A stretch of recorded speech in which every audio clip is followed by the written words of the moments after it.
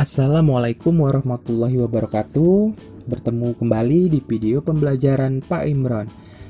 Kali ini kita sudah masuk di pembelajaran terakhir kita ya, di subtema 4. Kali ini kita masuk di pembelajaran 3, tema 1, subtema 4, hidup rukun di masyarakat.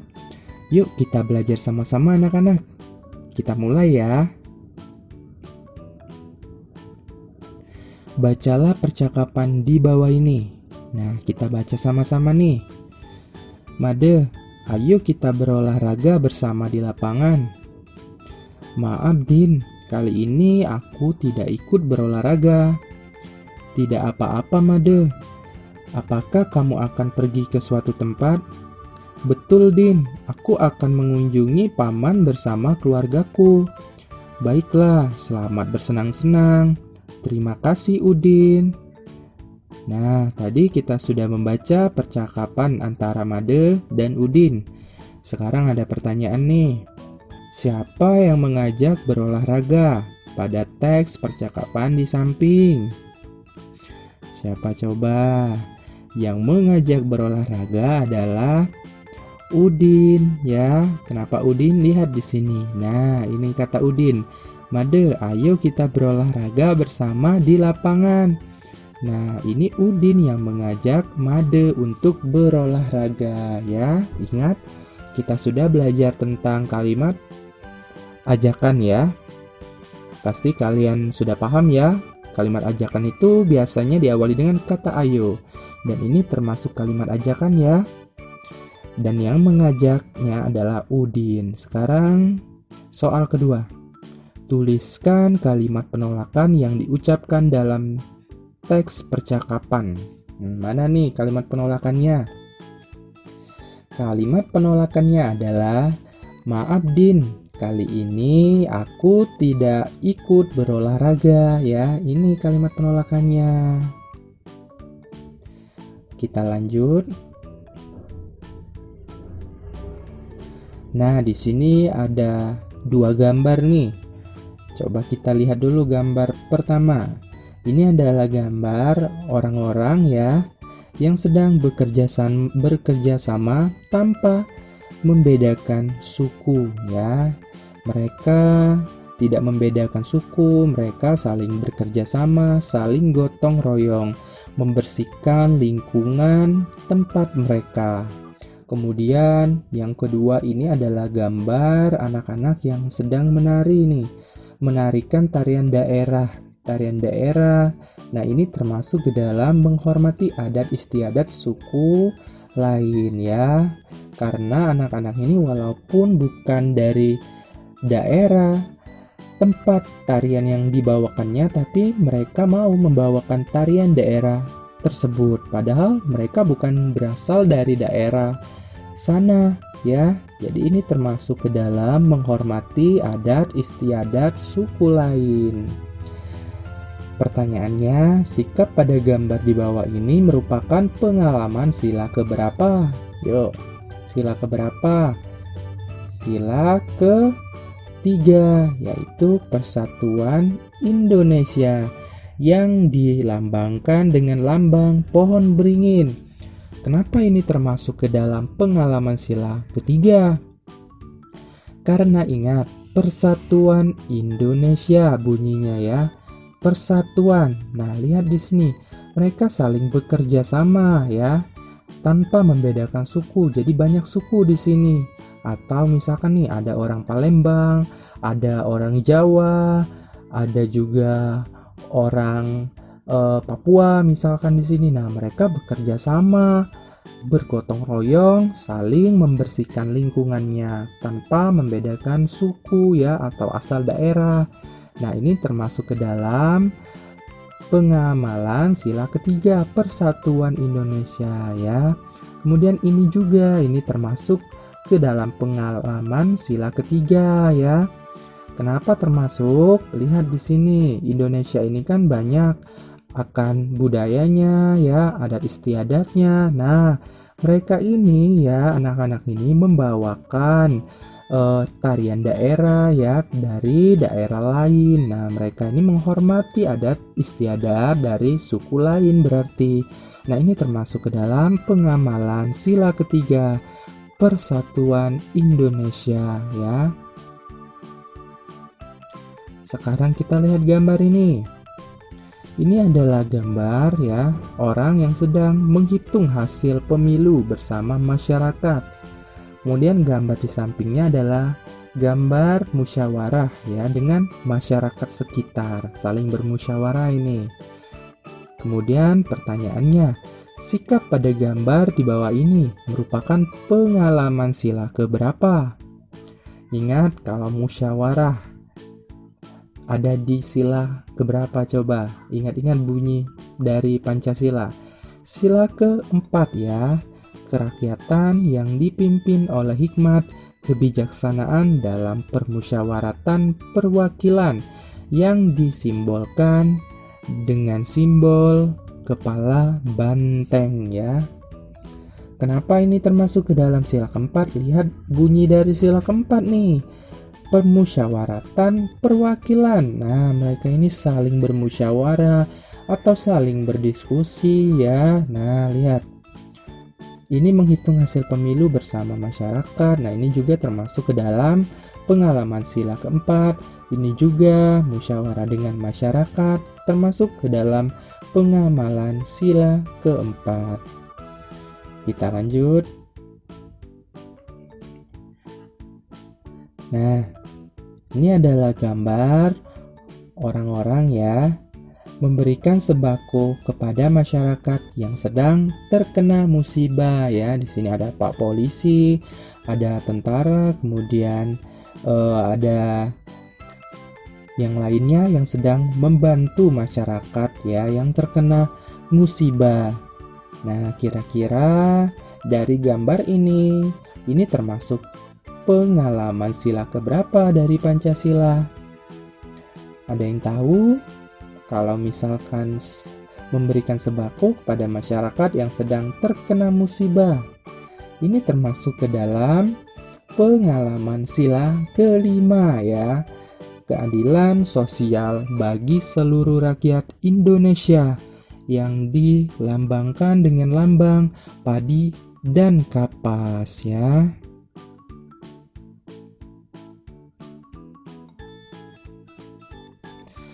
Sekarang kita akan belajar soal cerita penjumlahan. Nah, kalau di video pembelajaran sebelumnya kita sudah belajar penjumlahan dengan 3 bilangan ya, tapi belum ada soal ceritanya. Nah, sekarang kita akan belajar penjumlahan 3 bilangan tetapi menggunakan soal cerita. Sekarang kita baca dulu soalnya. Nah, jadi anak-anak semuanya harus memahami arti dari soal. Jadi kalian harus benar-benar membacanya dan memahaminya ya. Kita baca sama-sama. Ada 325 laki-laki dewasa, 234 perempuan dewasa, dan 121 anak. Berapa jumlah warga seluruhnya? Nah, yang ditanya jumlah warga seluruhnya. Berarti kalau misalkan ditanya berapa jumlah warga seluruhnya ya, kita harus menjumlahkan bilangan ini, seluruhnya kita jumlahkan. 325 ditambah 234 ditambah 121 ya. Seperti di video pembelajaran sebelumnya, kita harus menjumlahkan dulu bilangan pertama dan kedua. Setelah itu, setelah mendapat hasilnya, baru hasilnya tersebut kita jumlahkan dengan bilangan ketiga. Yuk, sekarang kita mulai penjumlahannya. 5 ditambah 4 berapa? 9. Kita tulis angka 9. 2 ditambah 3 5. Kemudian 3 ditambah 2 sama dengan 5 ya. Jadi hasilnya dari penjumlahan 325 ditambah 234 adalah 559. Kemudian ini kita tambahkan dengan 121. 559 ditambah 121. Satuannya dulu kita jumlahkan. 9 tambah 1, 10 ya. Nah, 10 nolnya kita tulis. 1 yang ada di depan 0 ini kita tulis di atas angka 5 di sini ya. Nah, kita tulis di sini. Kemudian kita jumlahkan yang bagian puluhannya. 1 ditambah 5 ditambah 2. Berapa? Sama dengan 8 ya. Kita tulis angka 8. Kemudian 5 ditambah 1 sama dengan 6 ya. Nah, didapatkan hasil 680 ya. Jadi hasil jumlah warga seluruhnya berjumlah 680 orang.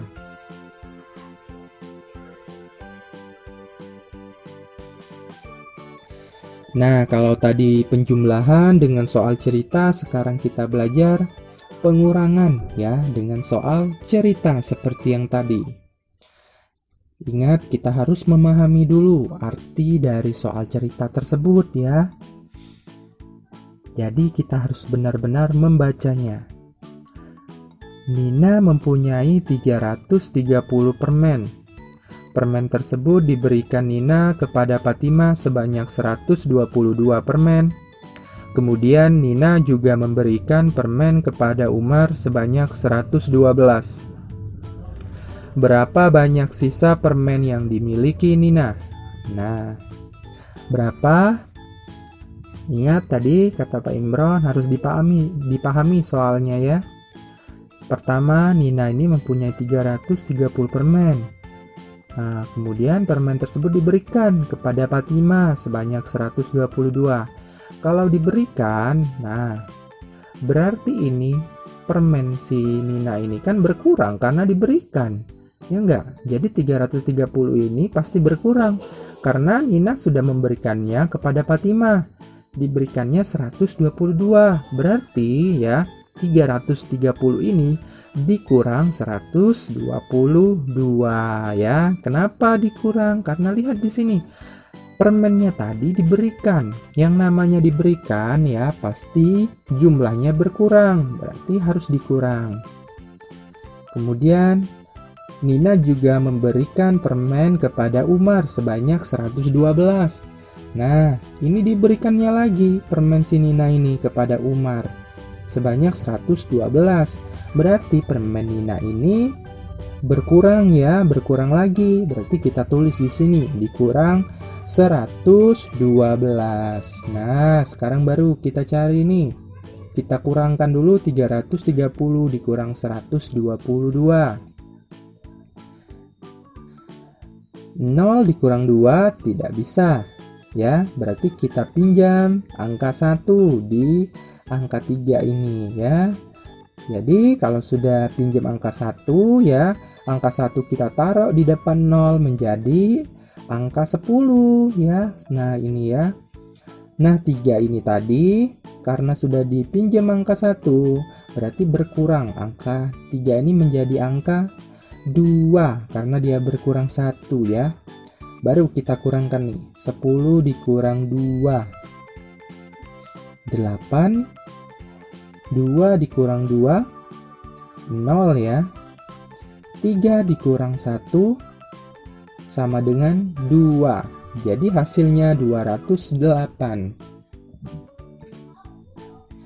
Sekarang 208 ini kita kurangkan dengan 112. Yuk kita kurangkan.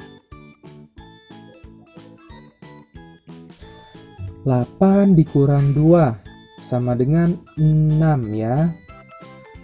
0 dikurang 1 apakah bisa? Tidak bisa. 0 ini lebih kecil daripada 1. Maka kita harus pinjam angka 1 dari angka 2 ini yang ada di sebelah 0 ya. Nah, di sebelah 0 kita pinjam angka 1 sehingga 0 ini berubah. Karena sudah minjem angka 1, satunya ditulis di depan 0 sehingga menjadi bilangan 10. Nah, 10 ini dikurang 1 sama dengan 9. Sekarang ini 2 ini tadi sudah dipinjam angka 1. Berarti 2 ini berubah dia menjadi 1 karena sudah hilang 1 tadi kan. 1 dikurang 1 sama dengan 0.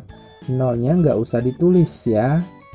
Berarti hasil dari pengurangan 208 dikurang 112 adalah 96. Nah, jadi sisa permen yang dimiliki Nina berjumlah 96 permen ya. Lihat, kita kurangkan semua tadi karena di sini ada kata diberikan. Ingat, kalau ada kata diberikan berarti harus dikurang ya. Kita lanjut. Sekarang kita akan belajar soal cerita penjumlahan dan pengurangan. Jadi dalam soal cerita ini ada yang dijumlahkan atau ditambahkan dan juga ada yang dikurangkan. Kalian harus paham betul ini yang mana bilangan yang ditambahkan dan juga yang mana bilangan harus dikurangkan. Lihat nih, kita baca sama-sama. Umar mempunyai 105 pensil. Kemudian Umar pergi ke toko alat tulis untuk membeli pensil sebanyak 144 pensil. Keesokan harinya, Umar memberikan pensil kepada Tony sebanyak 186. Berapa banyak sisa pensil yang dimiliki Umar? Nah, sudah kita bacakan soalnya tadi. Pertama, Umar ini ada 105 pensil. Kemudian dia pergi ke toko buku nih, membeli pensil lagi. Berarti kalau membeli pensil, kira-kira pensilnya bertambah atau berkurang? Jelas bertambah ya, karena dia membeli lagi. Berarti 105 itu ditambahkan dengan 144.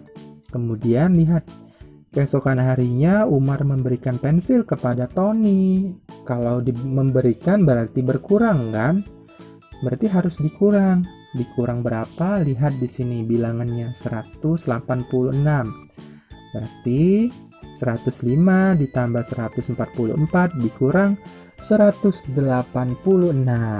Nah, kita langsung kerjakan ya.